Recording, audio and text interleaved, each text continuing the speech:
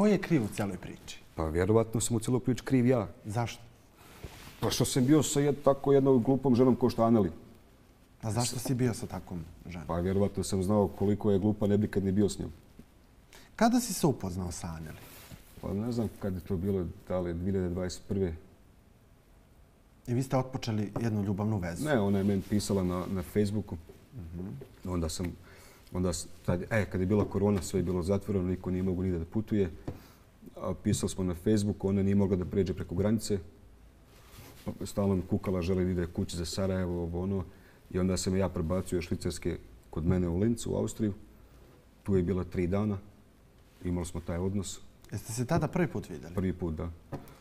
Imali smo taj odnos i onda je otišla za Sarajevo nakon 3 dana. Nismo se nešto čuli. Prvi dan, ja smo na početku porukama se pisali. Onda je otišla u izlazak, nije se javila 4-5 dana, negdje zaglavila. I za mene je tu bio kraj. Da bi ona nakon mjesec dana opet sa nam ušla u kontakt kao trudna. Hoće da dođe u Austriju da se očisti. Onda je došla u Austriju da se čisti. Mama i sestra joj to nisu dozvolile. Objedlili se nečisti i tako da smo onda ostali u vezi. Znači vi ste bili u ljubavnoj vezi? Nikad između nas dvoje nije bila neka ljubav. Iskreno da budem. Brak nije bio? Ne. A zašto ona govori da jeste bio brak? Pa to je njoj priča za reality. Ona je ušla u reality kao ostavljena žena udata. Prevarena. To je samo njena priča za reality. A reci mi, da li se sjećaš prve poruke koje je ona tebi poslala? Sjećam. Šta je pisalo u toj poruci? Kačio sam story, imao sam Kera, Pitbulla. Tad sam živio u penthouse i imao sam neki bazen na penthouse. I to sam okačio na story kako taj Ker skače, trči oko bazena. I ona mi to lajkala i rekla, wow, dobra terasa, kad mogu dođe se okupam u bazenu, taj fazon. I tako smo počeli da pišemo. I ako tebi neko kaže, dobra ti terasa, kada mogu da dođem da se okupam u tom bazenu, šta tebi prođe kroz glavu, Asmir? Pa šta bi prošlo i svakom muškarcu kroz glavu. Nije mi prošlo kroz glavu da želi da dođe da mi skuha večer. Tu sam onda skonto da mi se sama nudi i tad je ona imala atraktivne slike i bila je atraktivna. Naravno sam rekao, pa kad god želiš možda da dođeš se okupaš. Što drugo da kažem. I kada je Aneli došla da se okupa u tom bazenu? Nakon, da ne ležem, mjesec i po dana. Pisali smo mjesec i po dana, tako nešto. Tu ste se dopisivali, razminjivali iskustva? Pisali, jako je bila normalna dok smo pisali. Jako normalna. Nikako nisam osjetio nešto da nešto nije u redu s njom. Tebi u stvari tu si vidio da je sve kao okej, jel tako? Da, i kad je došla prvi put i ono samo što je bila previše tetovirana i to. Dobro. Ali nije se nešto ponašala grubo ili glupo. Bila je jako normalna djevojka. Ona se preokrenula sa ponašanjem 3. mjesec trudnoće, 4. tako nešto. Tad se je preokrenula. Dobro, ajmo sad ovako. Baš je opširna tema. Jel si okej? Da, okej. Dobro. Znači, ona dolazi kod tebe, želi da Da. Jel tako? Da. Njoj mama i sestra brane. Da, brane. I šta joj kažu mama i sestre? Ne smiješ da se čistiš, ti već imaš 31-2 godine. Aha. Tebi treba dijete, on nije loš muškarac, dobro stoji. Tako spričale. I onda ona napravila, meni rekla zakaži nam termin za čišćenje. Ja sam napravio taj termin u bolnici. Otišli smo i trebala je da proguta tu tabletu. I odustala je odjednom. Kaže, neću, nisam još spremna da čistim, da još razmislim. I onda sam ja rekao, doktor, jel možemo da dođemo za 7 dana? On je rekao, da, naravno, možete i onda se odlučila da se ne čisti. A nije sad tako da smo se mi zabavljali pa bili u vezi i planirali dijete, planirali život. Uopšte nije tako bilo. Sve spontano, bez plana. Posle koliko vremena tebi Aneli javlja da je u drugom stanju? Pa to sam rekao malo prije. Otišla za Sarajevo nakon mjesec dana otprilike. Nakon mjesec dana. Dobro. A reci mi, jel si imao nekada, pitaću te direktno, jesi imao nekada sumnju da je to tvoje dete? Pa ružno je o tome pričati, ali da, od prvog dana. Pošto bila je sa nekim drugim frajerom u Švicarskoj na 7-8 dana prije mene.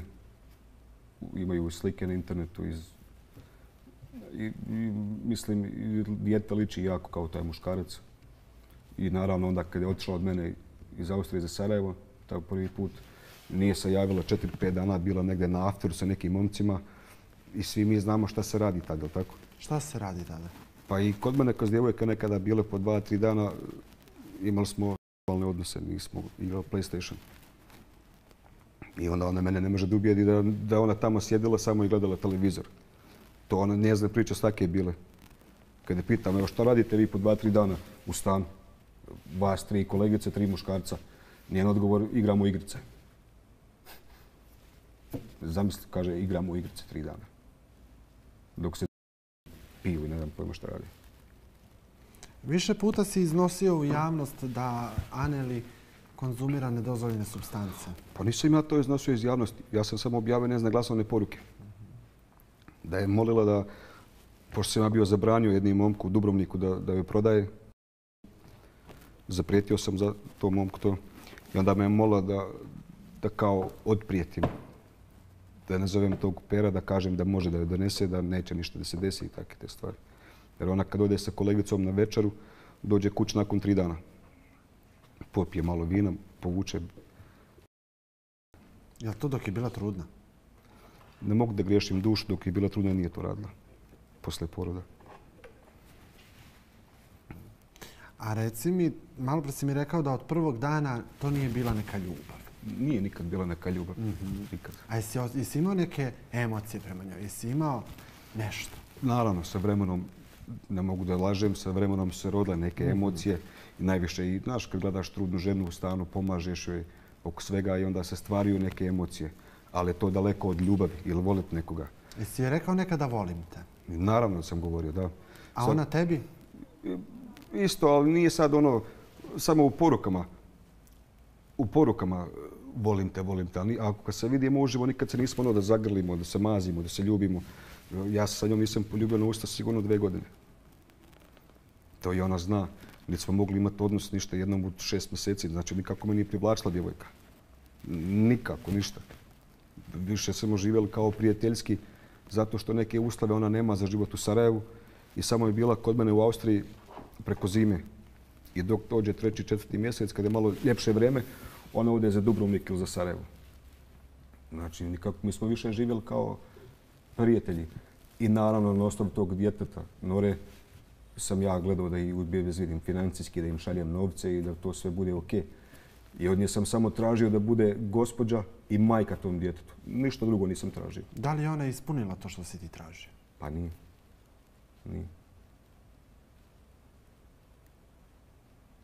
Ali te boli to, Asmine? Pa nije da me boli, znaš kako, ne boli me sad lično ona. Nego... Ne mislim ona, nego pričam, eto, pomenuo si i majka i dete i sve to. Da, to naravno da me boli kad mislim na to dijete. To dijete je sad malo, sad će da napuni 3 godine. I onda ti kao normalan čovjek shvatiš da to dijete nikako nema budućnost sa majkom Anneli. Kad poznaješ tu ženu i njezinu mamu i sestru, i onda shvatiš da to dijete nema uopšte budućnost, neku lijepu budućnost. Jer njoj je sve ostalo bitnije nego dijete. Da li dete nosi tvoje prezime? Moje prezime, da. Ti si priznao dete? Da, odmah, naravno sam priznao. Dobro, a reci mi, opet se sad navraćam na prethodnu priču. Rekao si mi da nije bilo ljubavi nikad, one prave iskrene ljubavi, a da si joj govorio da je voliš. Da, pa...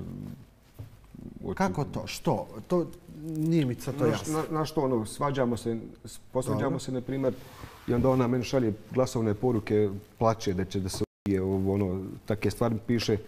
I onda meni bude žao što znam da je dijete sad pored nje i ona meni tako piše, plače, histeriše. I onda je to tako napišem da je malo smirim psihički. I stvarno jako je loša psihički ona od uvijek. I nisam htio onda da je dalje to, kako da objasnim, da izbjegnem te svađe. Jer ona odmah kači moju mamu na story, na TikTok, na Instagram.